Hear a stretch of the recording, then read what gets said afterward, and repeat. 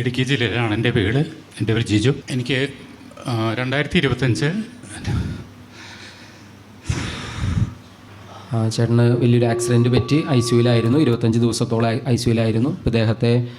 അദ്ദേഹത്തിൻ്റെ വീട്ടുകാർ, ബന്ധുക്കൾ ഇവിടെ വന്ന് ശുശ്രൂഷയിൽ വന്ന് പങ്കെടുത്ത് പ്രാർത്ഥിക്കുമ്പോൾ റാഫേലച്ചൻ സന്ദേശമായിട്ട് പേര് വിളിച്ച് പറയല്ലേ ചെയ്തേ? ജിജോയെ കർത്താവ് സുഖപ്പെടുത്തുന്നത് പേര് വിളിച്ച് പറയാണ്. അങ്ങനെ അന്ന് തന്നെയാണ് ICUവിൽ നിന്ന് ഇറങ്ങി. പിറ്റേ ദിവസം ICUവിൽ നിന്ന് 25 ദിവസം ഈ ICUവിൽ കിടന്നിരുന്ന വ്യക്തിയാണ്. എന്തെങ്കിലും പറയാനുണ്ടെങ്കിൽ പറഞ്ഞു. അതുപോലെ ഇനി ഒരു 10% പ്രതീക്ഷയില്ല എന്ന് ഡോക്ടർമാർ പറഞ്ഞു.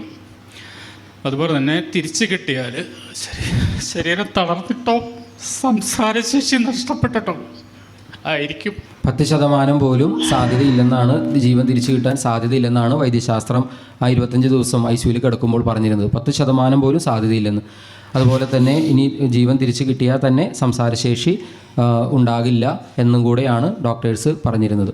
40 ദിവസത്തെ ഹോസ്പിറ്റൽ വാസത്തിന് ശേഷം ഞാൻ ഇവിടുന്ന് അമൃതയിലേക്ക് കൊണ്ടുപോവുകയാണ്.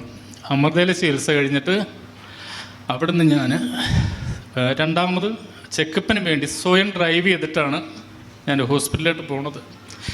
അതുപോലെ തന്നെ സംസാരശേഷി ഉണ്ടാവില്ല എന്ന് പറഞ്ഞ ആളാണ് ഈശോ എന്നെ സൗഖ്യമാക്കി നിങ്ങളോട് സംസാരിക്കാൻ പറ്റുന്ന പാകത്തിൽ എന്നെ ഇവിടെ എത്തിച്ചത്. ശക്തമായിട്ട് കൈകളടിക്കാൻ നമുക്ക് 10% സാധ്യതയെന്ന് വൈദ്യശാസ്ത്രം പറഞ്ഞു. പക്ഷേ 100% സാധ്യതയാണ് കർത്താവിൻ്റെ മുൻപിലുള്ളത്. ഇവിടെ ഒരു സംസാരശേഷി ഉണ്ടാകില്ല, അല്ലെങ്കിൽ ഇനി നടക്കാൻ പറ്റില്ല, അനങ്ങാൻ പറ്റില്ല എന്നൊക്കെ പറഞ്ഞ ആളാണ് ഇന്നിപ്പോൾ നമ്മുടെ മുൻപിൽ വന്നതെന്ന് ഈശോയെ മഹത്വപ്പെടുത്തുന്നു. ബന്ധുക്കളോടും സുഹൃത്തുക്കളോടും ഒക്കെ അവസാനമായിട്ട് വന്ന് കണ്ടോളാൻ ഡോക്ടർമാർ പറഞ്ഞിരുന്നതാണ്.